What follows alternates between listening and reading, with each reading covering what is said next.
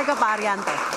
Pak Arianto, ketika polisi justru terkadang jadi pelaku intimidasi terhadap jurnalis, itu bagaimana Pak? Itu kan tuduhan ya, tuduhan bahwa mungkin juga banyak oknum polisi yang ikut di dalam kegiatan menekan jurnalis itu ya.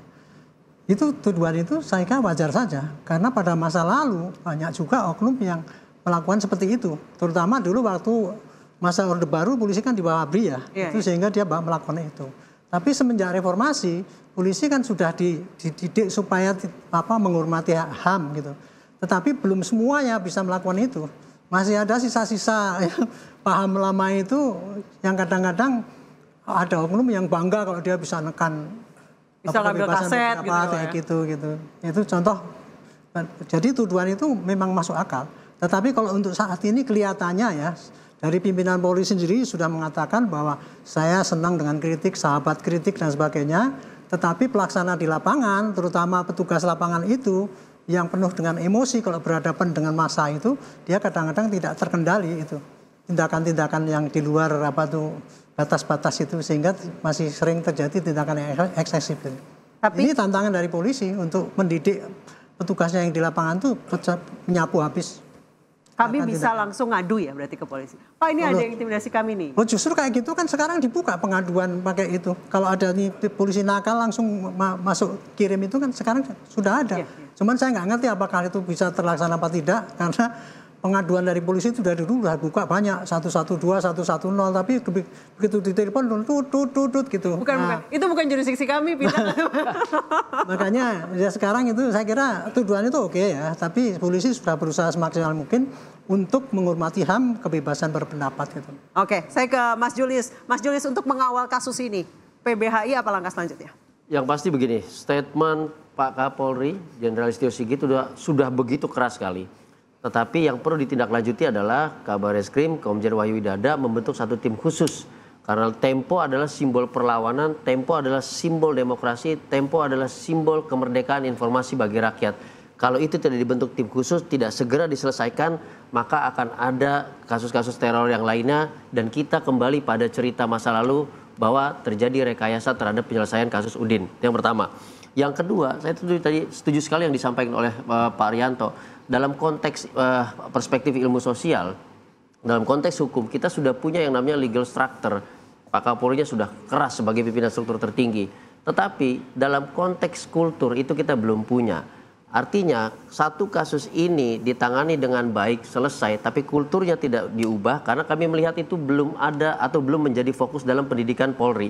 Maka akan ada tempo 1, tempo 2, tempo 3 dan selanjutnya. Jadi nggak bisa kita berdiri hari ini, selesaikan yang hari ini tanpa lihat ke dalam dan tanpa memandang ke depan. Supaya tidak terjadi impunitas dan keberulangan. Gitu. Baik, dari teman-teman Tempo seperti apa? Ya, kami melakukan investigasi kecil-kecilan tentu saja ya. Tidak gentar tapi ya? Tidak gentar tapi ya? Ya, pasti. Karena ya ini bukan yang pertama buat Tempo. Tapi yang pertama memakai binatang. Itu yang mengerikannya. Dulu kami tadi secara digital di zaman sebelumnya ya, pakai digital, diretas, didoxing, itu digital. Sebelumnya lagi ada bom, sebelumnya lagi digeruduk. Tapi itu kelihatan, ya. Apa sekarang itu pakai hewan, ini yang pertama. Dan saya kira itu mengerikannya di situ. Ya kami takut, tetapi di Tempo selalu diajarkan kita sebagai manusia boleh takut, tapi tidak boleh takluk. Ya. Gitu. Nah dengan begitu kami ingin memberikan pesan kepada kita semua bahwa ancaman kepada Tempo, saya setuju dengan Mas Julius, ini ancaman buat kita semua. Karena pers tugasnya memang mengawasi, watchdog, anjing penjaga bagi 3 pilar demokrasi yang lain, eksekutif, legislatif, dan yudikatif. Mengapa? Karena 3 pilar yang lain itu punya kekuasaan, punya sumber dana, digaji oleh APBN, dan seterusnya. Mereka punya kekuasaan menentukan hukum. Kata sejarawan Inggris kan bilang bahwa power tend to corrupt. Kekuasaan cenderung korup. Maka agar tidak terjadi korupsi, tidak terjadi penyelewengan kekuasaan, pers tugasnya mengawasi mereka bersama publik. Jadi kalau pers itu tugasnya mengkritik memang sudah seharusnya begitu. Nah tetapi kritik itu kan selalu tidak selamanya benar. Pers juga bisa salah. Karena itu undang-undang pers ini sebagai produk reformasi, kata Ketua Dewan Pers, undang-undang pers adalah anak sulung reformasi 98. Memberikan mekanisme kalau Anda tidak terima dengan kritik pers, salah faktanya, adukan media ke Dewan Pers. 70-60% pengaduan itu memang media yang salah. Tempo tidak selalu benar, salah. Please kritik atau balas kritik itu di Dewan Pers karena itu penyelesaian yang beradab. Sehingga dengan begitu demokrasi kita menjadi naik kelas.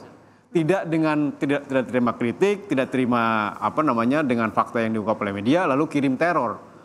Karena itu berbahaya sekali bagi modal sosial kita. Ini sekarang di media sosial kita kan ada terbangun narasi bahwa itu flying victim Tempo yang mengirimnya saya juga dapat narasi seperti itu, Mas. Iya kan? Lah, ini sorry to say. Broadcast WhatsApp. Ya, sorry to say. Kalau itu yang melakukan anak Tempo, dia sudah belajar investigasi, belajar penyidikan, sekolah keluar, kursus di luar tentang penyidikan dan investigasi bersama wartawan-wartawan top dunia. Kalau begitu caranya, amatiran sekali. Jadi itu bukan anak Tempo. Yang kedua narasi yang dibangun adalah, ini juga berkaitan ya. Sebelum teror kepala babi itu kan ada demonstrasi ke Dewan Pers. Meminta Dewan Pers memanggil Tempo karena 3 hal. Tempo sebagai media provokator, Tempo sebagai agen asing, dan pemecah belah bangsa. Wow. Itu. Nah, dari mana narasi itu? Dari informasi keterbukaan publik. Tempo ini katanya kan agen asing, dibiayai George Soros. Itu informasinya ada di Bursa Efek Indonesia karena kami perusahaan terbuka. Semua informasi tentang Tempo ada di sana. Karena kami 25% saham Tempo dimiliki oleh publik melalui Bursa Efek Indonesia. Nah, apakah ini sekaligus menjawab pertanyaan netizen ya? Benarkah Tempo dibiayai George Soros? Separuh benar, separuh tidak. Kami mendapatkan pembiayaan investasi. Semua media di Indonesia sudah ada 4. Kami yang keempat. Namanya MDIF, Media Development Investment Fund. Yang organisasi itu ada sahamnya sangat kecil dimiliki oleh OSF namanya, Open Society Foundation, yang dipimpin oleh anaknya George Soros. Jadi tidak langsung, dan namanya juga investasi, Anissa. Ketika orang nanam duit di sini, ya nanti dibalikin. Tapi tidak ada intervensi toh? Tidak. Pasti, karena dia investasinya di anak perusahaan Tempo, namanya Info Media Digital. Itu yang ngurusin bisnis, ngurusin subscriber, bukan ngurusin produksi di berita. Saya orang produksi, itu orang marketing, investasinya di situ. Mengapa? Karena MDIF seperti juga investasi di media lain di Asia, di dunia, di Indonesia bahkan itu ingin medianya sustain, model bisnisnya sustain. Supaya apa? Supaya dia berperan sebagai anjing penjaga tadi, supaya demokrasi kitanya sehat. Tetapi itu pun sangat kecil dibanding dengan keseluruhan saham di Tempo. Dan saham sebagian besar saham Tempo itu dimiliki oleh karyawan. Jadi saya punya saham di Tempo. Terbesar kedua itu publik. Yang lain-lainnya sangat kecil. Jadi tidak mungkin intervensi untuk duitnya dipakai untuk menyerang pemerintah. Itu sangat tidak mungkin. Oke, saya terakhir ke Mas Reza. Mas Reza, apa respon yang seharusnya dilakukan oleh teman-teman Tempo supaya ketakutan ini tidak menular ke kami nih sesama jurnalis dan juga masyarakat? Sudah barang tentu kita harus terus-menerus secara konsisten menikmati pemberitaan Tempo. Itulah cara penyemangat yang paling nyata bahwa mereka bekerja dan kita terus menikmati karya mereka. Tapi izinkan saya juga untuk mengatakan forum ini untuk memanggil teman-teman aktivis perlindungan satwa. Pada aspek ini sungguh-sungguh minim perhatian kita. Saya tidak bisa membayangkan.